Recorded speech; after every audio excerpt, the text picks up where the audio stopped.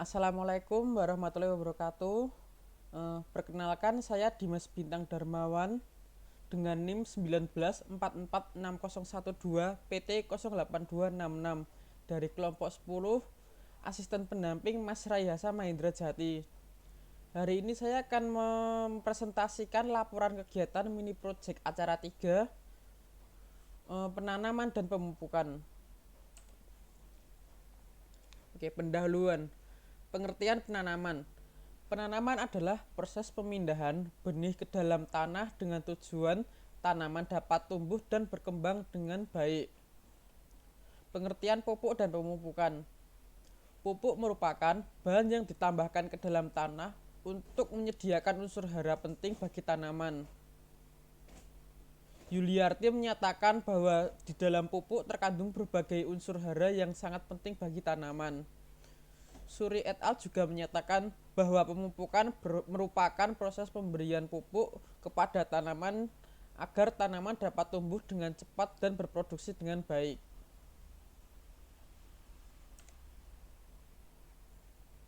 Fungsi pemupukan. Dewanto et al. Menyatakan bahwa pemupukan berfungsi untuk mengganti unsur hara yang hilang dengan menambahkan persediaan unsur hara yang dibutuhkan tanaman untuk meningkatkan produksi tanaman tersebut. Tujuan mini project. Mini project acara penanaman dan pemupukan ini bertujuan untuk mengetahui pengaruh pemupukan terhadap produktivitas tanaman dan faktor yang mempengaruhi pertumbuhan tanaman itu sendiri. Alat dan bahan. Untuk alat yang digunakan yaitu saya menggunakan pot bekas, kamera, dan penggaris. Untuk bahan yang saya gunakan yaitu biji jagung atau ziamais, tanah, air, dan pupuk. Untuk pupuk saya menggunakan air cucian beras. Kegiatan praktikum. Berikut merupakan profil tanaman ziamais. Kingdomnya merupakan plantae, divisinya merupakan spermatophyta, subdivisinya Angiospermae, kelasnya Monocotyledoneae, ordonya Graminae, genusnya spesies Zenameis L. Kemudian media yang digunakan adalah penanaman. Media yang digunakan yaitu pot bekas. Pot bekas diisi dengan tanah hingga 3/4 ukuran pot. Pastikan bagian bawah pot itu terdapat lubang agar air saat penyiraman itu bisa keluar. Proses transplantasi. Proses transplantasi meliputi penyiapan media tanam serta penyiapan benih jagung atau ziamais. Benih dimasukkan ke dalam pot yang sudah diisi dengan tanah. Pastikan biji tertanam dan tidak terlihat dari atas permukaan tanah. Proses pemeliharaan, pengairan, dan penyiangan. Tumbuhan jagung disiram sebanyak 2 kali sehari di pagi dan sore hari pada minggu pertama.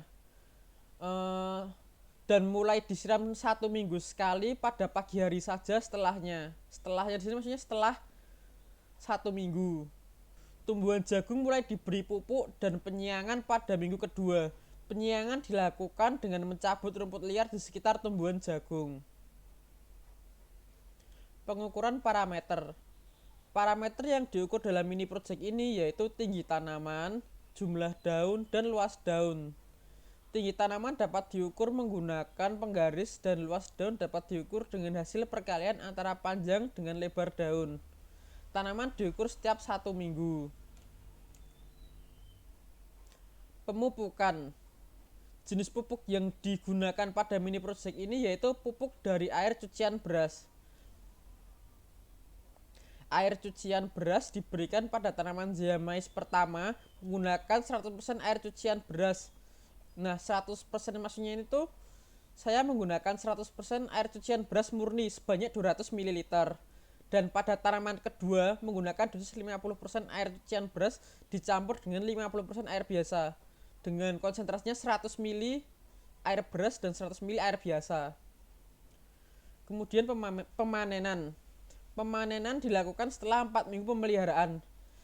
Setelah 4 minggu dokumentasi dan pengukuran, tanaman ziamais dapat dipanen. Akar yang dimiliki pada tumbuhan ziamais itu akar serabut. Kemudian hasil dan pembahasan. Berikut merupakan tabel pertumbuhan tanaman zea mais terhadap perlakuan pemupukan. Pembahasan hasil. Tinggi tanaman dari perlakuan pemberian air cucian beras 100% lebih tinggi daripada perlakuan pemberian air cucian beras 50%.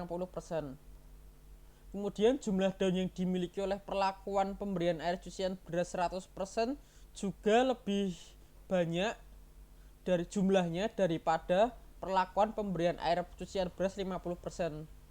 Begitu pula dengan luas daun dari perlakuan pemberian air cucian beras 100% yang lebih besar juga dibandingkan dengan perlakuan pemberian air cucian beras 50%.